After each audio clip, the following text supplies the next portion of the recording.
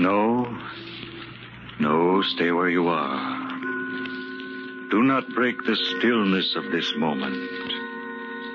For this is a time of mystery.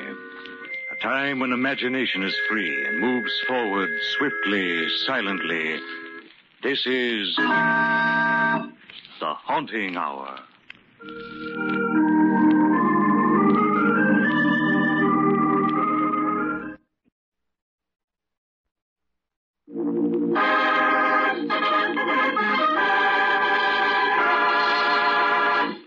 The people in the house.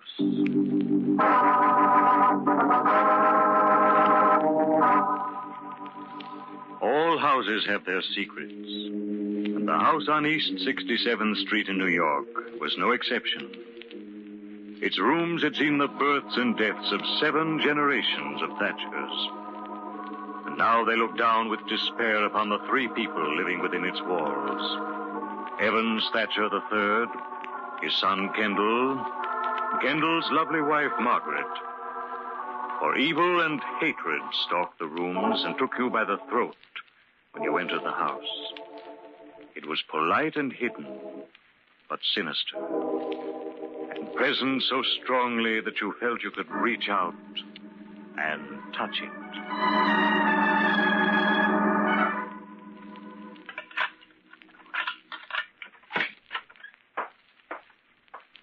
Margaret, come in, my dear. I've been waiting for you. Oh, I didn't know you were home. Aren't you forgetting something, my dear? I didn't know you were home, Father. That's much better, Margaret.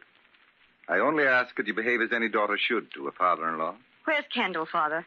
My dear, Kendall is only my son, but he's your husband. I'm surprised you should ask me his whereabouts. Most wives of my acquaintance are... All right, Kendall isn't home. Let's stop acting. My dear child, I've never acted with you. It is you who pretends to like me. I take little pains to conceal my dislike of you. I hate you. I hate you more than I believed I could ever hate another human being. And if it weren't for Kendall... Why don't you divorce Kendall, my dear? I'd gladly pay for it. Kendall isn't the proper husband for you. You should have married a strong young detective. There was a suitable match for you. By the way, what was his name? Walters. Larry Walters. Oh, yes. I remember the name perfectly. Father. And I didn't marry him because I was in love with Kendall. Oh, come now, my dear. We both know the truth. You could hardly marry a representative of law and order if you told him the truth about yourself. But after tonight, why, I imagine that difficulty should be solved. Oh, you're completely vile. But there's one thing you've never understood. A mind like yours can't understand it. I love Kendall more than I hate you. And I'm not going to leave him alone with you so that you can ruin him completely. Too bad that you can't afford to move out of my house into an apartment of your own, isn't it? I'm sure that if Kendall could get a job and support you, you'd be deliriously happy. Yes, I would. But you've taken good care to see that Kendall is too weak to go out in the world, haven't you? Now, my dear Margaret... Don't think I don't know what you're doing. You've hated Kendall since the day he was born and deliberately set out to ruin him by giving him everything he wanted. You've made Kendall so completely dependent upon you that he's afraid to leave. You've pampered him so that he's fit for nothing. You're insane. No, I'm not. I'm perfectly sane. I'm willing to stay here and fight you till I've made a man out of Kendall. And we both walk out of this house together with our heads up. And I'll see you both dead and rotting first. Oh, good evening, Kendall. Did you take my message to the club? Yes, Father. Mr. Ainsley said there was no reply. Oh? Hello, Margaret. Hello, darling. Well, aren't you even going to kiss me? I haven't seen you since this morning. You bet I am. Nonsense, Kendall. Stop acting as if you were a newlywed instead of behaving like a man who's been married a whole year. Well, my mother and father were married 22 years, and he kissed her every night when he came home. There. You see, Father, kissing your wife. Kendall, come along upstairs. I want to talk to you. My dear Margaret, you'd better change. We're dining with some friends of mine. But Kendall and I had planned to eat home tonight, Father. Did you? I didn't. I don't very well see how you can. I left instructions that there was to be no marketing today and gave the servants the night off. Are you coming, Kendall? Yes, Father. I'll see you later, Margaret. I hate you, Evans Thatcher. I hate you. I wish you were dead.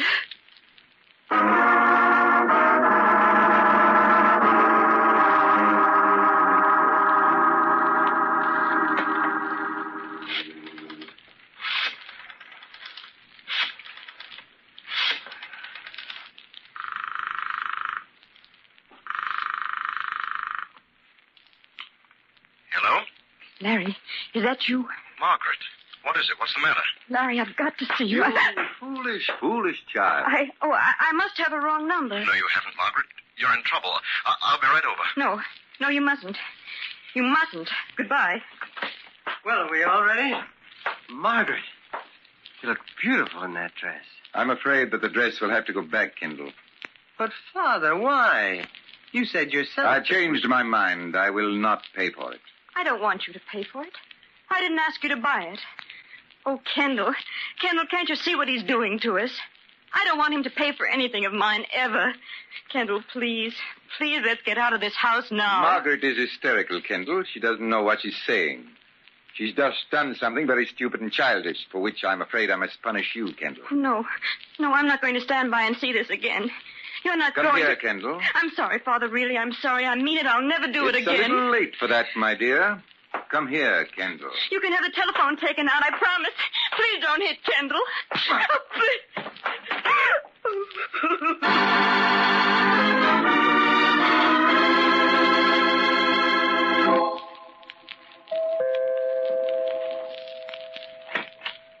Mr. Thatcher? Oh, come in, Mr. Walters. It was thoughtful of you to telephone, let me know you were coming. It enabled me to open the door myself. I don't like to let the servants know that I have detectives calling on me. Oh. You don't like detectives, Mr. Thatcher? Not in my house. As a matter of fact, though, I've been expecting a call from you for a few days now, ever since Margaret was so foolish as to telephone you the other night. As a matter of fact, Mr. Thatcher, that's just the reason for my visit. Margaret didn't sound at all well to me. Very observant of you, Mr. Walters. Margaret isn't well. She's a neurotic. That's funny. When I knew her, she was a perfectly healthy young lady. Perhaps. But now she's definitely neurotic. Then, of course, you've put her under the care of a physician. I dislike your attitude very much. Are you implying that my son and I aren't treating Margaret properly? Because if you are, you can get out now. Actually, you have no right in this house. I received you because I wanted to show you that there was no reason for Margaret's call to you the other night. Now I shall let you see Margaret. You can hear from her own lips what I've been telling you. Yeah, I'd like to see her. If you'll excuse me, I'll go up and bring her down myself. Thanks. I won't offer you a drink. However, the radio is over there if you wish to turn it on. It may help you pass the time.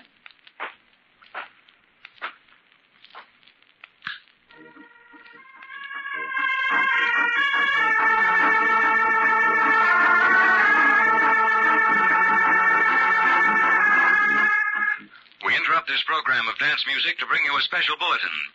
Dandy Jim Carey broke out of the death house a little over 4 hours ago. Holy mackerel. With only 2 days before his execution, Dandy Jim became the first prisoner ever to escape from the death house.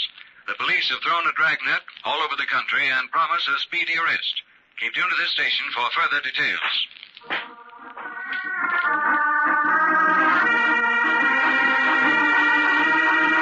Here he is, Margaret. Please tell him how you feel. Hello, Margaret. Hello, Larry. I don't know what was the matter with me. I was just upset and nervous. That's why I called you, Larry. Yeah, that's what Mr. Thatcher told me. Now, look here, Walters. I've stood for a lot from you because you were a friend of Margaret's. But I'm telling you, I'm not going to stand for any more insinuations. It won't do either Margaret or Kendall any good at all. Remember that, Margaret. I'm not insinuating anything, Mr. Thatcher, but I'm not a fool. I know darn well that Margaret called me for some reason, and I don't believe a word of what you're saying. All right. You've succeeded in making me do something that's very painful both to me and Margaret. Please go, Larry. Please. I don't need your help. I don't want it. Don't worry, Margaret. I promise you that this won't affect Kendall at all. Now, Mr. Walters, here are the facts. Margaret's made a very good marriage. Yeah, I know. Exactly. Exactly. A girl in Margaret's position has no right to expect to marry my son. You see, Mr. Walters, my son was brought up with everything in the world he wanted. His for the asking. Margaret, on the other hand, had a much different life. Much different. You mean that she wasn't spoiled? That and other things. If I did spoil Kendall, Mr. Walters, it's only natural. When a child's mother dies at the birth of a child, and a man has to be both father and mother, his son is apt to be indulged. Or hated. Have you ever heard of Dandy Jim Carey, Mr. Walters? Yeah, of course. He's in the death house now, awaiting execution. You didn't know that he was Margaret's brother, did you? Oh. You see what your insinuations have made me do, Mr. Walters. Uh-huh. I see. But it may interest you to know that Dandy Jim escaped from the death house 4 hours ago. What? Thank heaven. I think that's your phone. I'll answer it. I wouldn't dream of it, my dear. I'll go. Margaret, why didn't you tell me? I can see you're in a jam. Let me help. I can't, Larry. Just leave me alone. It's best that way. Hello? Believe me. Hello. Hello, answer there. But, Margaret, I only want to help. Believe me. Evidently a wrong number. Yeah. You seem to have a lot of them around this house. And now, Mr. Walters, I think there's nothing more for us to say to each other, so... Good night. If you want me, Margaret. She'll know where to reach you. Good night, Mr. Walters.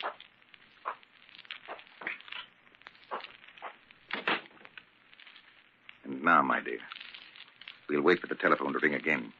Only this time, when Mr. Walters isn't here, you will answer. No. No, I won't. I think you will. Won't you, my dear? I think you will. Won't you, my dear? Where's Kendall? I want Kendall. Kendall won't help you. He never will. Stop it! Stop! Certainly. All you have to do is to pick up the telephone and say what I tell you. Well, you wouldn't want to disappoint your brother, would you? He desperately wants to get in touch with you. All right.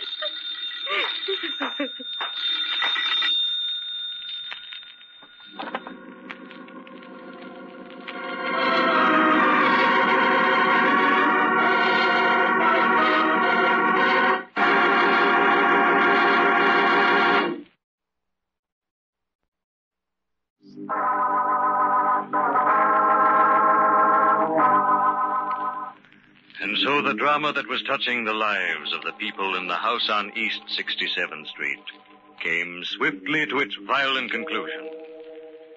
Evans Thatcher III was determined to dominate and rule his son Kendall at all costs.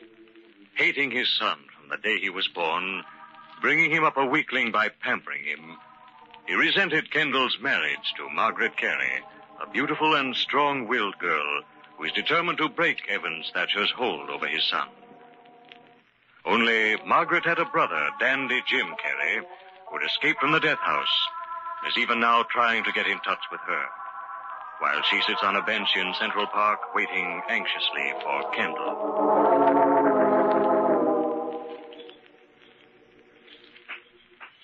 Oh, Margaret, I'm sorry I'm late. I tried to get away, but Father... I know, darling. Sit down here right next to me on the bench. Oh, the park's beautiful at night, isn't it, Kendall? Gee, I look forward so much to sitting here quietly with you. It's the only time in the whole day that I'm happy. Do you think that's right, Kendall, darling? Huh? What do you mean? Well, that two people so much in love and married should live, be only happy when they can sneak away from the house they live in to sit in the park and hold hands. Oh, Margaret. I know. I'm no good. Why don't you leave me? Oh, stop saying that, Kendall. Don't you realize that's just what your father wants? I know, but there is just nothing I can do about it. But there is. You're going to have to make a decision, my darling. You're going to have to come away with me. I want to. So much. But I'm scared. We'll starve, Margaret. Well, we won't. I tell you, we won't. It's hopeless. Do you think that I could stand watching you work and support me? You wouldn't have to. You could go to work. I want to. But you know what happened when we tried it once before. Father saw to it that no one would hire me. And if I did get a job, he had me fired. Well, we made a mistake. We'll have to leave New York. Where will we go? What difference does it make? We'll be together, and and we'll be happy. But you won't have anything. I don't care so much for myself, but I couldn't stand it for you. That's not true, Kendall. Do you mean I'm lying? You mean that I really don't want to go with you? I mean that you're afraid to face the facts. You have no reason to be afraid for me. I wasn't wealthy before I married you, and I wasn't unhappy. I am now. I won't be because I love you very much if we go away together. I don't care how little we have as long as we're people, living together, supporting ourselves and away from your father. Margaret, I will. We'll go away. We'll never see my father again. Oh, Kendall. Kendall, darling. Oh, when will we go, Kendall? Tomorrow? No, we'll have to make plans. Why? Your mind is made up, isn't it? Of course it is, but we can't just pack up and go like that. Why not? Well, there are things to do. We have to find a place to go, get the tickets. We'll go down to the station and get on a train. What difference does it make where we go? But we can't rush. Maybe...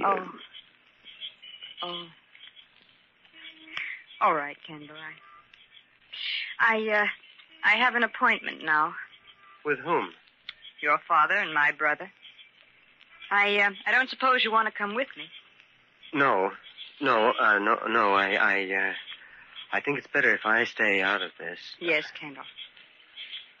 I guess I have to face it.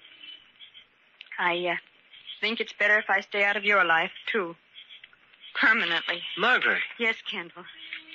I love you very much, but you'll never break away from your father. As he told me, he's done too good a job. Well, you talk as if Father were deliberately trying to... You don't see it. You'll never see it. Goodbye, Kendall. No, Margaret, wait. Wait!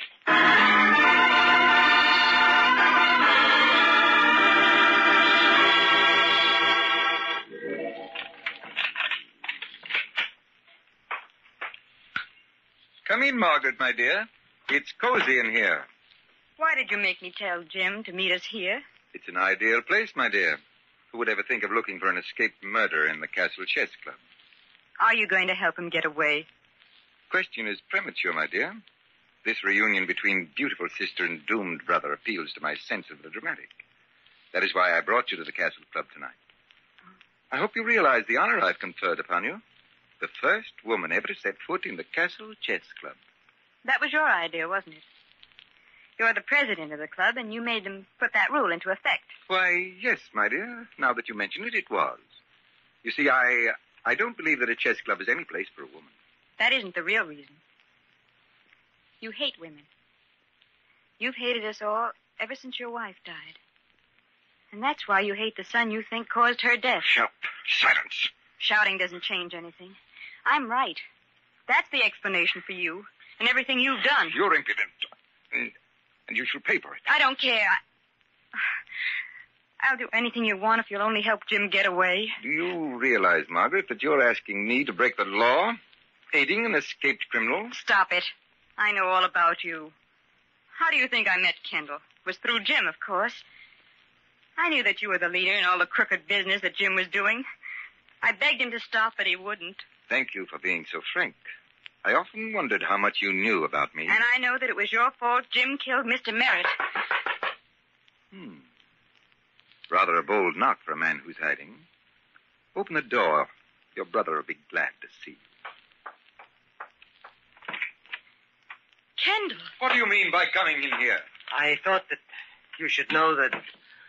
Well, I followed you. You followed me? For what reason? I specifically told you I noticed Larry Walters following you, too, and I thought maybe there was some trouble. Well, it was very thoughtful of you, Kendall. Very thoughtful indeed. But as you see, there's nothing wrong. Margaret and I were just having a little chat. You can go now. Did you hear me, Kendall? I said you can go. I heard you, Father. Kendall, I want you to stay. You'll regret this, my dear Margaret. Go home, Kendall. If you won't do as I ask, then I want Kendall to stay. I hope you heard what Margaret just said, Kendall. A deliberate attempt to blackmail your father and to do something unlawful. Well, I'm not... It's time you knew the truth, Kendall. We've been married a whole year, and if you're ever going to become a worthwhile person, now is the time. Margaret. You can't stop me now. I'm going to tell him. Kendall, you can prepare yourself for some vicious lies. Kendall, you're going to have to be strong enough to face the truth. Your father is a blackmailer. I don't believe it. No, Margaret, It's true. After your mother died, when you were born, Evans Thatcher became a bitter, rotten old man. He used his position and his reputation to find out things about people, and then he blackmailed them. Ridiculous. But Margaret, Father didn't need money. He liked to hurt people, to see them squirm. He wanted to hurt the world because he'd been hurt. Kendall, she hates me so much she's trying to poison your mind against me. She hasn't one iota of proof. You covered your tracks well, didn't you? You had my brother Jim do all the dirty work for you. Didn't you ever wonder, Kendall, what business affairs your father and Jim could possibly have had together? Well, it did seem kind of peculiar. Kendall, go home. Let me handle this. I'll explain everything to you in the morning. My word of honor. But, Father... You have my word. Go home. Hello, everybody. Well, this is a nice little family gathering. Jim. Stay where you are, Jim. Stay right where you are, or this gun might go off. Go on, Kendall. Get out. No, I'm staying. I want to hear all of this. Yeah, tell your son how you double-crossed me with Merritt. Shut up. Why? What have I got to lose? If you don't kill me, the cops will. But why don't you tell your son how you made me pack a gun when I went to Merritt's and how you knew he'd have one, too? So it's true. Margaret wasn't lying. You are an evil old man. One more step, Jimmy, you'll be dead. Jim, wait. Mr. Thatcher will help you to get away. Too late now, sis. But he could have helped me. He folded. And I kept my mouth shut in court for him. Now we'll have the truth. You didn't accuse me because no one would have believed you. I was too careful. What's the difference? First, I'm going to kill you, and then I'm going to die happy. Now, get out of my way, Kendall. Stand back, Kendall. He's not going to hurt me. I'm going to kill him. I won't be blamed for it.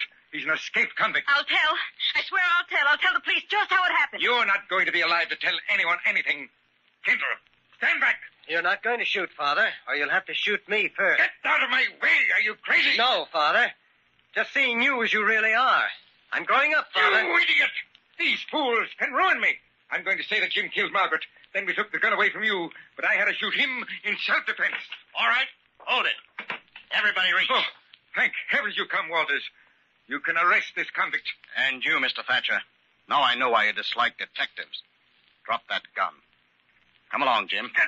Give me that gun, Thatcher. Give it to me, all right? Break it up. Break it up, you two. All right. Here, take this. Oh, Jim. Jim, darling. So, Alexis, it's better this way. You all right, Jim? I'm okay. I'll be dead a little quicker than you thought. And, well, thanks for getting Thatcher for me. I didn't get him for anybody. He took a shot at Margaret. Thanks anyway. Now Margaret will be all right. Won't you, sis? You mean we'll be all right, Jim? Kendall and me. Yes, that's right, Jim. Don't you worry about Margaret. We'll be really together now.